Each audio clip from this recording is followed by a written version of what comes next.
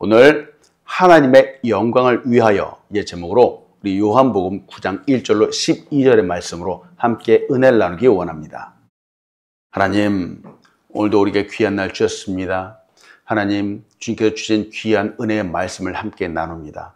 이 말씀 속에 담겨있는 하나님의 사랑과 은혜와 축복들을 마음껏 받게 인도하여 주시옵소서. 부족한 점을 감춰주시고 하나님의 영광만이 드러나게 인도하여 주시옵소서. 예수님의 이름으로 기도합니다. 아멘. 은혜의 자리, 예배의 자리에 오신 여러분 주님의 이름으로 환영합니다.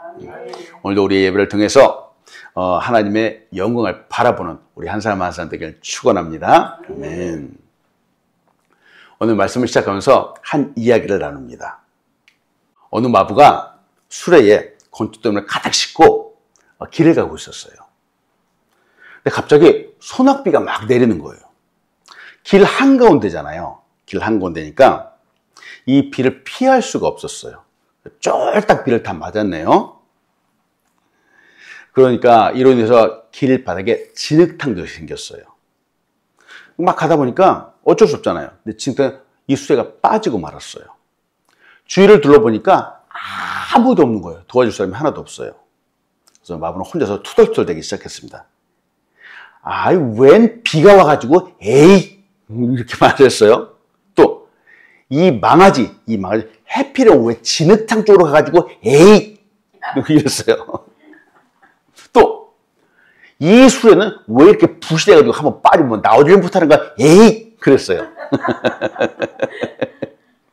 이 엉뚱한 것에 막 화를 내던 마부.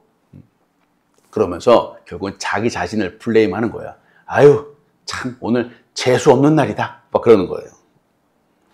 아무리 블레임을 하고 막 에이 그래도 수레는 꿈쩍도 안 하는 거예요.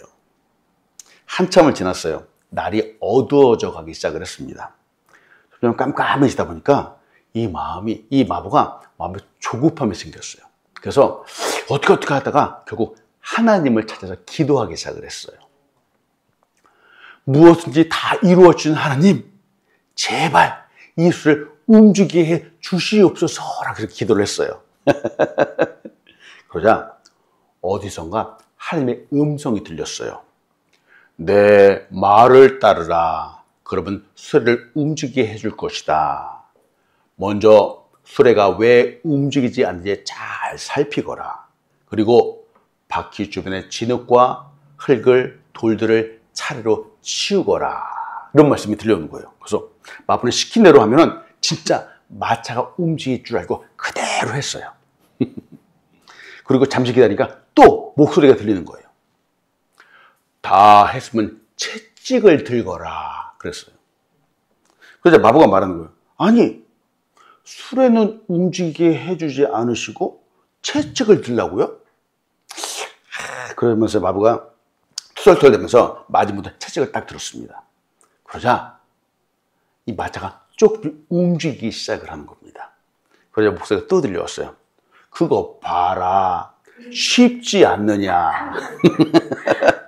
모름지기 자기가 스스로 돕지 않으면 아무도 도울 수 없느니라 라고 그랬어요. 자기는 아무것도 안 하고 그냥 기적만 나타나게 바라면 안 된다는 거예요. 자, 말씀을 열면서 여러분과 같이 나눕니다. 우리는 삶의 질문 앞에 설 때가 많습니다. 삶의 질문 잘 생각해 보세요. 이 질문 정말 많이 받아요. 삶의 질문이라고 하면 아마도 여러 가지가 있을 거예요. 몸이 아픈 분들은 이 고통, 고난 앞에서 질문합니다. 아니, 왜 이런 아픔이 나에게 왔는가? 이런 질문하는 거예요. 이런 질문 혹시 안 해보셨나요? 했죠. 경제적인 어려움을 만나는 분들이 있잖아요. 그런 분들은 또 어김없이 질문합니다. 왜 이런 가난이 하필 나에게 온 것일까? 질문합니다. 또 사람 사이 관계 쉽지 않습니다. 관계가 어려운 사람들 역시 질문하죠. 왜 나는 그 사람을 사랑하는데 그는 나를 사랑하지 않는가? 여보세요. 이게 인생의 질문이라고 하는 거예요. 이거 말고도 많은 인생의 질문들이 있어요. 우리는 이런 질문들을 매일같이 합니다. 그리고 매일 또 듣기도 합니다. 질문을 받기도 하죠. 근데 우리는 앞에 왜라고 하는 질문을 하지만 우리는 이 왜에 대한 답변을 듣기 원하지만 이 왜에 대한 답변을 찾을 수가 없습니다. 너무 힘듭니다. 인생은 아주 단순하게 1 더하기 1은 2 이렇게 산수처럼 수학처럼 정답이 딱 나오지 않습니다. 이게 인생이에요. 답이 없어요. 이게 인생의 한계예요. 오늘 우리가 보는 요한복음 9장 여기서는 앞을 보지 못하는 사람이 등장합니다. 요한복음 9장 1절이에요. 예수께서 길을 가실 때에 나일 때부터 맹인된 사람을 보신지라 하고 나와요. 지금은 맹인이라고 하는 이 단어를 잘 사용하지 않습니다. 지금은 사람들이 시각장애인 이렇게 말하죠. 사실 우리 주변에도 이렇게 앞을 보지 못하시는 분들이 꽤 많습니다. 지하철역이나 건널목이면은 이 시각장애인을 배려하기 위해서 노란색 점자, 이 판을 이렇게 붙여놓은 데가 참 많죠. 때로는 음성 안내 시스템도 이렇게 나오는 경우들이 많이 있습니다. 지금 우리가 사는 사회는 그래도 이런 분들 잘 배려하기 위해서 이 사회가 조금 성숙한 모습, 이런 모습을 잘 보여주는 것 같아요. 근데 예수님이 계셨던 그 시대는 많이 달랐습니다. 이 당시에 유대 랍비들은 사람들한테 말씀을 가르치고 사람들을 교육하는데 고통에 대해서 얘기를 할 때 고통은 죄의 결과이다 이렇게 얘기를 했어요. 고통이 죄의 결과라고 이렇게 얘기를 하니까 이 사람들의 관점, 시각이 달라지는 겁니다. 장애인들을 볼 때 이렇게 앞을 못 보거나 혹은 어딜 다치거나 이런 사람을 볼 때 저 사람 죄 지은 거 아니야? 이런 관점으로 보는 게 당연했습니다. 그게 이 당시의 시대의 배경이었어요. 그래서 우리는 이런 배경을 보면서 우리 그리스도인의 모습을 다시 한번 돌아봐야 돼요. 우리 그리스도인들은 고난, 어려움을 어떤 관점으로 보는지요. 신앙생활을 오래 하신 분들도 이상하게 이 바리새인들의 관점을 아직도 갖고 계신 분들이 많아요.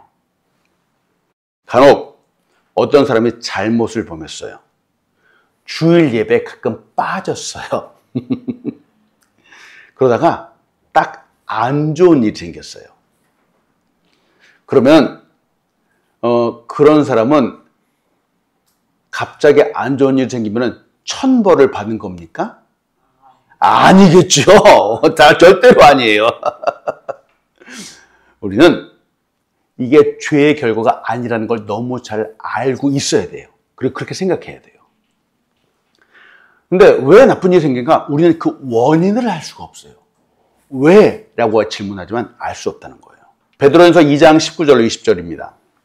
부당하게 고난을 받아도 하나님을 생각함으로 슬픔을 참으면 이는 아름다우나 죄가 있어 매를 맞고 참으면 무슨 칭찬이 있으리요. 그러나 선을 행함으로 고난을 받고 참으면 이는 하나님 앞에 아름다우니라고 말합니다. 여기서 인간에게 오는 고통 3가지를 말하고 있습니다. 이거 잘 기억하세요. 인간에게 오는 고통 첫 번째가 뭐냐? 부당하게 고난을 받는 거예요. 이상해요. 부당하게 고난을 받다. 부당하다는 말이 무슨 뜻이죠? 정당하지 않다는 거예요.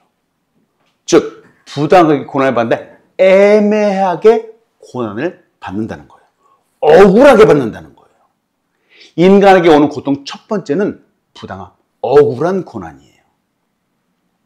아무런 잘못을 하지 않았어요.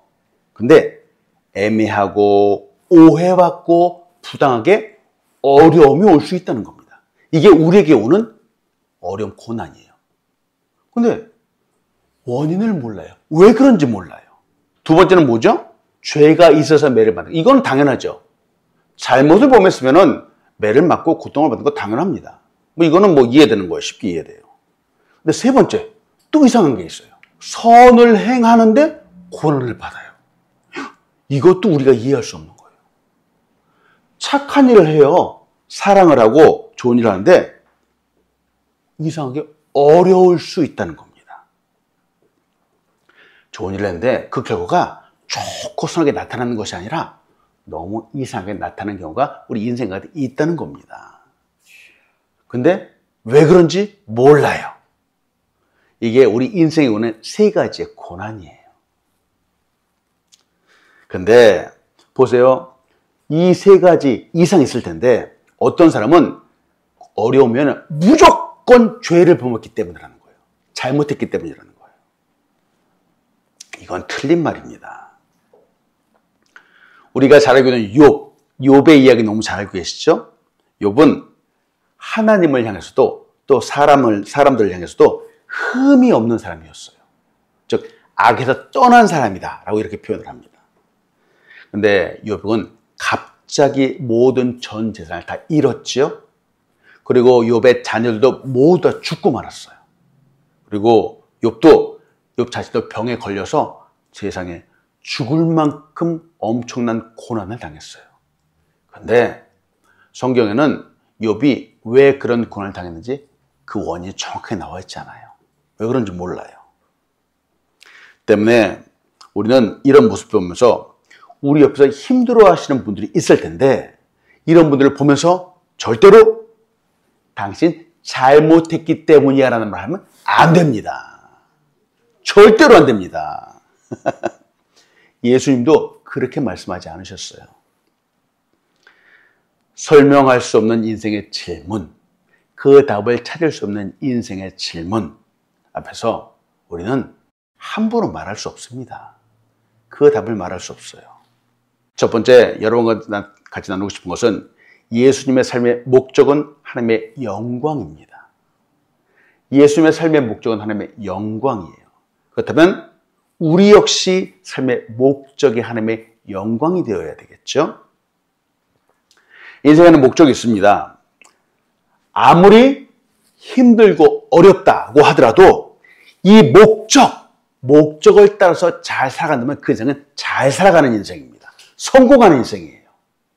그런데 아무리 부유하고 잘 살고 힘있고 떵떵거리면서 살아간다고 해도 이 목적을 잘 모르고 살아간다면 그 인생은 잘 살아가는 것이 아닙니다. 우리는 이 사실을 알아야 돼요. 부자로 잘 살아가면 잘 사는 건가요? 아니에요. 목적에 따라 살아가야지 인생은 잘 살아가는 거예요. 이게 좀 다른 관점이죠. 시각장애인, 앞을 보지 못하는 사람이 오늘 본문에 등장하죠. 근데 이 사람을 보는 관점이 예수님이 보는 관점과 제자들이 보는 관점이 달랐어요. 요한복음 9장 1절로 2절은 말합니다. 예수께서 길을 가실 때 날 때부터 맹인된 사람을 보신지라. 제자들이 물어 이르되 라삐여, 이 사람이 맹인으로 난 것이 누구의 죄로 인함이니까? 자기니까? 그의 부모니까? 여기서 우리는 먼저 한 단어를 봅니다. 보신지라. 예수님이 보셨어요. 자, 여기서 말하는 이 보신지라라고 하는 이 단어는 예수님이 의도적으로 보셨다라고 하는 거예요. 의도적으로 보셨다. 이 말은 그냥 스치듯이 지나가는 힐끔 이렇게 본 게 아니라 일부러 예수님이 누군가를 딱 찾아낸 것처럼 그 사람을 보셨다라고 하는 뜻이에요. 찾아낸 것처럼. 제자들과 함께 가시는 중이었잖아요. 그 중에서 딱 한 사람, 바로 이 사람이야! 이렇게 보셨다라고 하는 거예요. 왜 보셨을까? 그를 도와주시기 위해서예요. 그를 불쌍히 여겨주시기 위해서예요. 자, 이 모습을 보면서 우리도 한번 보면 좋겠어요. 우리 하루를 살아가면서 많은 사람들을 봅니다. 스쳐 지나가고 또 보기도 하죠. 우리의 가족, 우리의 이웃, 옆에 지나가는 사람들 아마 정말 많을 거예요. 근데 우리는 이 사람들을 어떤 관점으로 보는지요? 그냥 옆에 지나가는 사람 이렇게 보는가? 아니면 바로 이 사람이야. 이 사람 예수 믿어야 돼. 이 사람 은혜 받아야 돼. 이런 관점으로 보는가라는 거예요. 지금 여기서 예수님이 앞을 보지 못한 이 사람 보았는데 바로 이 사람 구원받아야 돼. 이 사람 치료받아야 돼. 치유받아야 돼. 이런 관점으로 보셨다는 거예요. 그래서 우리도 누군가를 볼 때 그냥 보는 게 아니라 바로 이런 예수님의 마음, 이런 관점을 가지고 보아야 된다는 겁니다. 우리 사람 잘 보면 좋겠어요. 보면서 내가 이 사람을 도와줄 것이 없을까? 이 사람은 어떤 도움이 필요할까? 이런 관점을 보면 좋겠다는 거예요. 그런데 이와 반대로 행하는 경우들이 있죠. 보면서 도움이 아니라 꼬투리 잡기 위해서 보는 사람들이 있어요. 그러면 되겠습니까? 안 되겠습니까? 안 되는 거예요. 제자들도 예수님처럼 이 사람 봤는데 제자들은 이 앞을 보지 못하는 사람 도우는 게 아니라 이 사람의 죄를 따지기 위해서 보았다는 겁니다. 선생님, 이 사람이 맹인으로 났는데 누구의 죄 때문에 이 사람이 앞을 보지 못하는 겁니까? 자기의 죄 때문입니까? 부모의 죄 때문에? 세상에 이런 관점을 보면 안 되는 거예요. 우리는 성경을 보면서 깊게 생각해 보아야 돼요. 제자들이 하는 이런 질문은 바른 질문이 결코 아닙니다. 너무 무례하죠. 앞에서 말씀드린 시대적 배경 기억하시죠? 지금 제자들의 관점은 고난, 어려움 속에 있는 사람의 뒤에는 반드시 죄악이 있다라고 하는 이런 관점으로 보는 거예요. 이런 편견으로 사람을 보고 있는 겁니다. 더군다나 태어날 때부터 그랬기 때문에 이 사람의 죄는 자기 죄는 아니고 아마 부모의 죄일 거야 라고 단정 지어버렸어요. 절대로 나쁜 겁니다.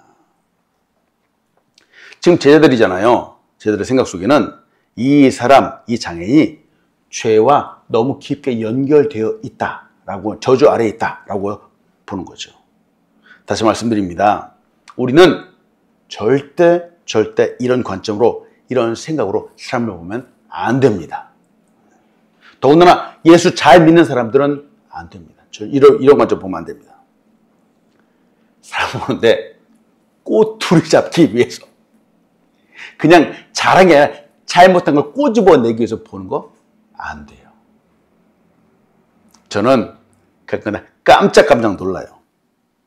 아니 믿음 생활을 30년, 40년 했다고 하는 이 권사님, 장로님, 심지어 어떤 목사님도 아주 거침없이 말을 하는 경우들이 있는 겁니다. 세상에. 누가 힘들다고 하잖아요. 누가 너무 고난 가운데 있다고 하잖아요. 그러면 갑자기 툭 튀어나오는 말이 죄 회개했어요. 이렇게 말하는 거예요. 이러면 안 되는 거예요. 하나님이 벌 주시는 거라고 이렇게 그냥 단정지어서 얘기하면 안 되는 겁니다. 이렇게 함부로 얘기하는 것은 이 고난 중에 있는 사람의 마음의 상처를 더 크게 만드는 겁니다. 우리 한국교회에서 참 자주 반복되는 아주 못된 버릇이죠. 여러분, 우리는 말씀을 보면서 누구보다도 바로 예수님을 닮아가야 됩니다. 예수님은 이 사람을 보실 때 결코 이렇게 말씀하지 않으셨어요. 그리고 이런 관점으로 보지도 않으셨어요. 요한복음 9장 3절이에요. 예수께서 대답하실 때 이 사람이나 그 부모의 죄로 인한 것이 아니라 그에게서 하나님이 하신 일을 나타내고자 하심이라 라고 말씀합니다. 제자들은 편협한 시각으로 보고 그릇된 생각으로 보는데 예수님은 전혀 다르게 보고 계셨고 더군다나 제자들의 질문에 대한 답변이 아니라 예수님은 그냥 바른 말씀을 하시는 거예요. 그의 고난, 어려움은 죄악 때문이 아니다. 그에게서 하나님의 일을 나타내고자 하십니다. 라고 이렇게 말씀하시는 겁니다. 예수님은 지금 이 사람이 왜 태어날 때부터 앞을 보지 못하게 되었는가? 그 이유에 대해서 답을 하지 않고 계세요. 다만 지금 예수님이 하시는 말씀은 지금 이 고난, 어려움이 있는데 목적이 있다라고 말씀하시는 거예요. 목적이 있다. 서두에서 말씀드렸습니다. 삶의 질문, 왜? 라는 것을 생각하고 파고들지만 우리 사람들은 이 왜에 대한 답변을 얻을 수 없습니다. 왜라고 하는 질문 속에 머물러 있잖아요. 그냥 과거 속에 머물러 있는 거예요. 앞으로 나갈 수 없어요. 근데 예수님의 말씀을 다시 보세요. 지금 앞이 보이지 않는 건 사실이지만 그에게는 삶의 목적이 있다라고 말씀하시는 거예요.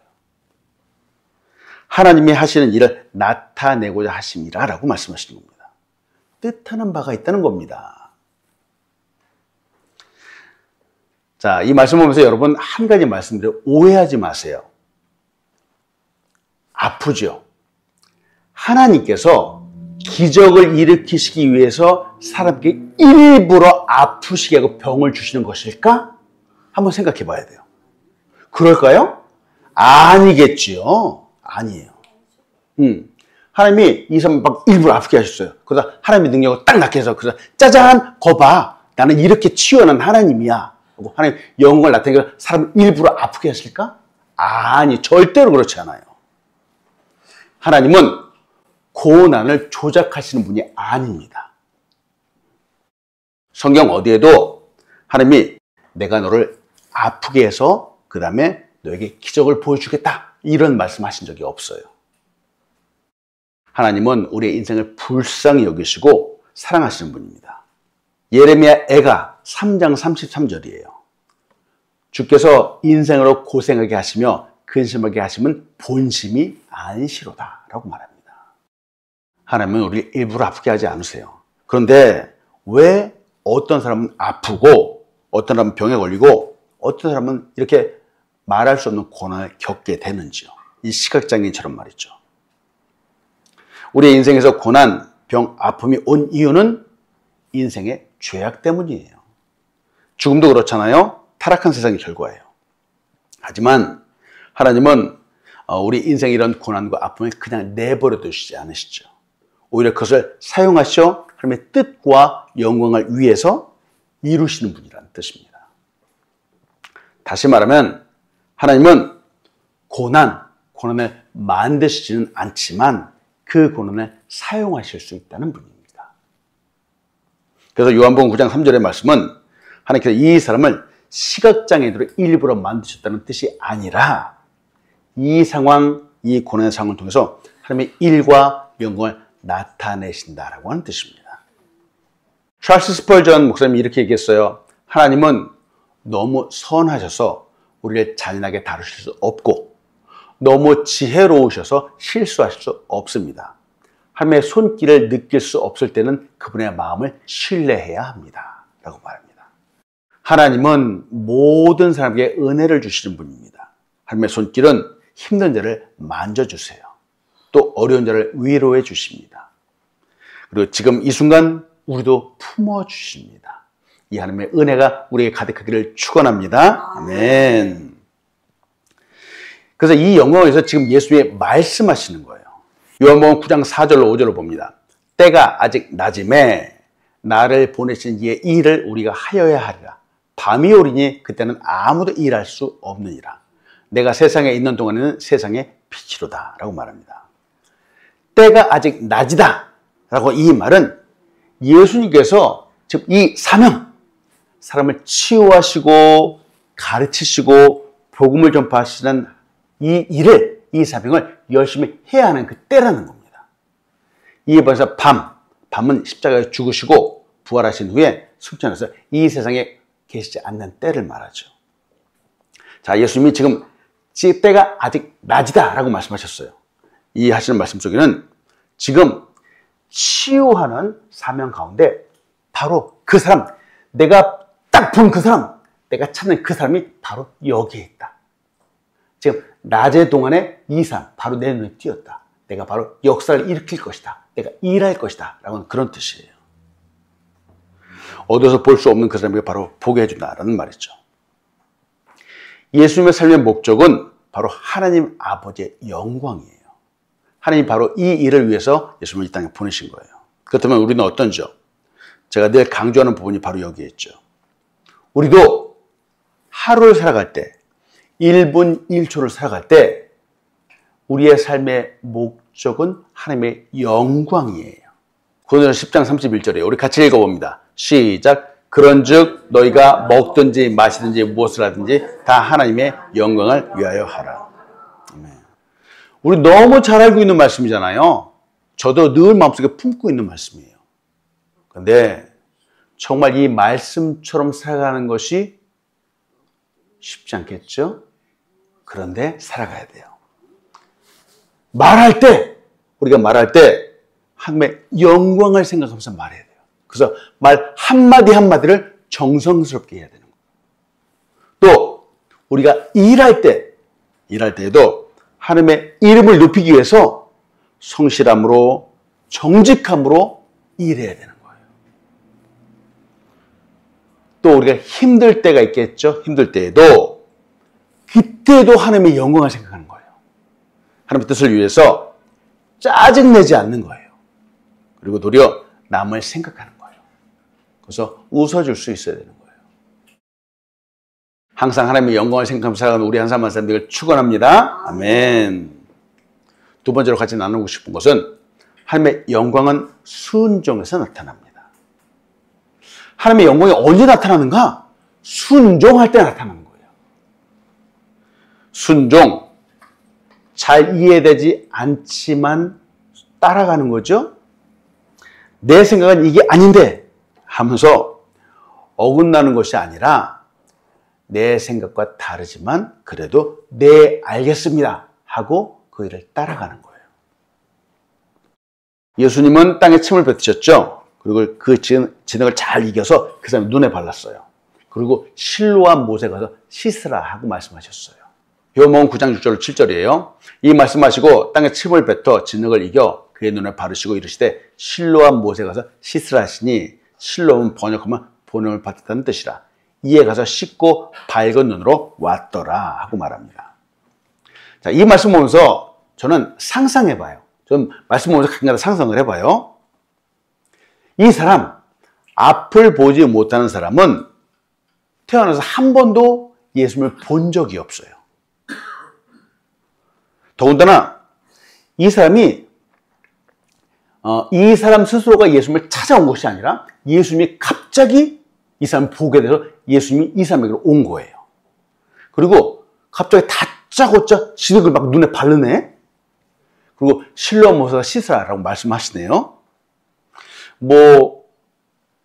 구구절에 설명을 하시지도 않아요. 그냥 단순히 가서 실로암 못에 가서 씻으라라고 말씀하시는 거예요. 어쩌면은 이 사람이 딱 그 모습을 보면서 당신 누구요? 이렇게 말하지 않았을까요? 지금 내 눈에다 무슨 짓을 하는 거요? 내가 왜 실로암 못에 가야 돼요? 이렇게 말하지 않았을까요? 아마 주변 사람들도 비웃을 수 있었을 거예요. 근데 이 사람은 이 모든 것을 다 하면서 아무 말도 하지 않았어요. 즉, 토를 달지 않았어요. 불평하지 않았어요. 그는 실로암 못에 가라 그러니까 갔고 눈을 씻으라 그러니까 그냥 그대로 눈을 씻었어요. 그리고 기적이 나타났어요. 앞을 보게 되었어요. 보세요. 분명 기적이에요. 기적인데 이 기적의 사건에 대해서 성경은 구구절절히 막 이따만큼 설명하고 있잖아요. 그냥 단순히 예수님이 가라, 씻었다, 보게 되었다. 딱 이거예요. 예수님이 하시는 말씀, 일, 하나님의 영광을 위해서 하시는 일, 이게 딱 나타났고 이 사람은 거기 그냥 순종을 했고 순종할 때 기적이 나타났다라고 하는 겁니다. 우리는 순종할 수 있어야 돼요. 순종하는데 구구절절히 이거 왜 그래야 되느냐 따지는 거 아니에요. 옛날에 한번 말씀드렸죠. 교회에서 김 권사님하고 이 권사님과 싸웠어요. 싸워가지고 막 둘이서 틀어졌어요. 하루는 김 권사님이 새벽에 기도를 하는데 기도를 열심히 하고 있는데 하나님이 그 마음속에서 말씀하셨어요. 김 권사야, 네가 먼저 가서 사과해라 라고는 마음에 감동을 주셨어요. 깜짝 놀랐죠. 깜짝 놀라서 기도하면서 하나님께 따지는 거예요. 하나님, 제가 잘못한 게 아니에요. 이 권사가 먼저 잘못했어요. 따졌어요. 그래서 그날은 그냥 넘어갔네. 다음 날이 되었어요. 다음 또 기도하는데 갑자기 마음속에 감동이 김 권사야, 네가 먼저 가서 사과해라 또 마음 드는 거예요. 하나님, 아니에요. 하나님 틀렸어요. 그러면 또 버팅겼어요. 버팅기다 무려 6개월이나 걸렸어. 6개월이 지난 다음에 드디어 이제 김 권사님, 이 권사님한테 다 가서 권사님, 그때 내가 미안했어요. 용서해줘요. 그때 이제 사과를 했어요. 그러자 이 권사님이 다 눈물을 흘리며 권사님, 그때 나도 미안했어요. 라고 서로 화해를 했습니다. 보세요. 가서 네가 먼저 사과해라. 순종 안 해요. 안 해요. 사람들이 하나님 말씀하시는데도 머리에서부터 가슴으로 내려오는데 6개월이 걸렸어요. 가장 먼 거리예요. 가장 먼 거리. 순종이 그만큼 어려운 겁니다. 근데 이 순종을 하면은 기적이 나타나는 겁니다. 아는 것을 순종하는 것이 가장 어려운 겁니다. 마더 테레사 님이 이렇게 얘기를 해요. 하나님은 우리가 성공하는 것을 요구하지 않으신다. 다만 우리가 순종하기를 원하실 뿐이다. 라고 말씀합니다. 앞을 보지 못하는 그 사람은 예수님이 하시는 그 행동에 군말하지 않아요. 토를 달지 않아요. 그냥 순종했어요. 그랬더니 기적, 앞이 보이는 기적이 나타났어요. 여러분, 기적, 사람들은 기적만 바라보는데 기적은 두 번째예요. 순종이 첫 번째예요. 순종이 첫 번째예요. 우리의 삶 가운데서 기적이 나타나기를 소원합니다. 그런데 이 기적보다 먼저가 순종이에요. 오늘도 순종으로 하나님의 뜻을 이루는 우리 한 사람 한 사람 되기를 축원합니다. 아멘. 말씀했습니다. 왜? 라고 하는 인생의 질문 앞에서 예수님의 십자가를 바라보십시오. 사람들 말 많습니다. 이게 무슨 말일까? 앞을 보지 못한 사람이 나왔는데 이 앞을 보지 못한 사람은 성경 보십시오. 본인 스스로가 뭐 이렇다 저렇다 별 말을 했다는 게 성경에 안 나와요. 그런데 이상하게 이 사람 옆에 있는 사람들이 구절절히 말을 하는 거예요. 정작 이 앞을 보지 못한 본인은 한마디도 하지 않았는데 옆에 있는 제자들은 이 사람 보면서 이 사람의 죄가 자기 죄냐 부모 죄냐 막 서로 얘기하고요. 또 이 사람 눈이 보이게 되었어요. 보이게 되는데 이 사람은 본인은 보게 됐다는 것을 별 말하지 않았는데 옆에 있는 이웃들이 네가 맞느냐 네가 그때 그 사람이냐 별의별 말을 다 하는 거예요. 이게 사람들의 모습이에요. 우리는 이와 같은 사람들이 되면 안 되겠습니다. 우리도 마찬가지예요. 우리도 그 사람을 보면서 옆에 있는 다른 사람을 보면서 우리도 막 이 사람이 이랬더니 저랬더니 구구절절히 말을 하는 경우들이 너무 많은 거예요. 요한복음 9장 8절 9절이에요. 이웃 사람과 전에 그가 거린인 것을 보았던 사람들이 이르되 이는 앉아서 구하려던 자가 아니냐.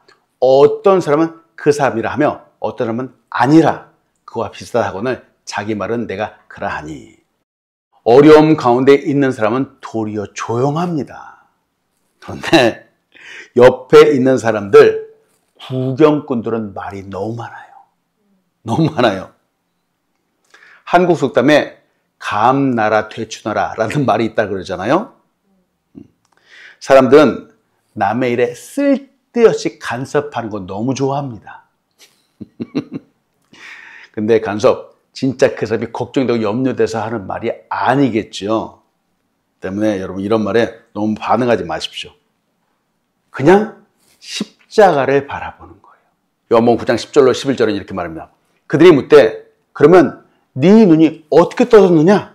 대답하되 예수라 하는 그 사람이 진흙을 이겨 내 눈에 바르고 나더러 실로암에 가서 씻으라 하기에 가서 씻었더니 보게 되었노라 라고 말합니다. 이 사람 답변 한번 보세요. 내가 그래도 많이 고생했더니만 하늘이 감동을 해서 보겠어. 근데 이런 말 하지 않았어요. 그냥 내가 그래도 착한 마음을 품으니까 참 내가 보게 되었네? 기적이 나타나서 이런 말 하지 않았어요. 즉 나는 있었는데 예수가 진흙을 발랐고 가서 씻으라 했고 내가 그대로 했더니 나았어. 공로가 자기한테 하나도 없어. 예수님에게 있는 거예요. 예수님에게 있는 거예요. 이것으로 끝이에요. 어떤 기적, 어떤 공로 내가 잘나서 됐다는 말 한마디도 없는 거예요. 이게 우리가 살아가는 신앙생활의 핵심이에요. 여러분, 우리 믿고 좀 하나님의 은혜가 갖고 살아가는데 이건 우리의 공로 하나도 없는 겁니다. 오직 하나님의 은혜입니다. 예수의 십자가의 보혈의 공로입니다. 우리의 자랑 오직 예수 그리스도밖에 없어요. 내가 신앙생활한 지 30년이야 이렇게 말하면 안 됩니다. 나는 뭐 한 번 한다고 다짐하면 반드시 하는 사람이야 이런 말하면 안 됩니다. 인생의 질문, 인생의 물음 앞에서 우리는 바른 답변을 할 수 없어요. 오직 예수님만을 바라보는 겁니다. 오늘도 십자가 바라보고 그 말씀에 순종함으로 하나님의 영광을 위해서 살아가는 우리 한 사람 한 사람 되길 축원합니다. 아멘. 기도하겠습니다. 하나님, 오늘도 실로암 못에 나타난 기적의 사건, 앞을 보지 못하는 사람이 예수님의 은혜로 눈을 뜨게 되는 사건을 보았습니다. 기적을 보았습니다. 하나님, 이 사건을 보면서 우리의 마음속에도 우리 자신을 한번 돌아보기 원합니다. 하나님께서 베풀어진 은혜가 너무 큽니다. 이 은혜를 생각하면서 매일매일 주님만을 바라보는 살아가는 우리가 될 수 있도록 축복하여 주시옵소서. 예수님의 이름으로 기도합니다. 아멘.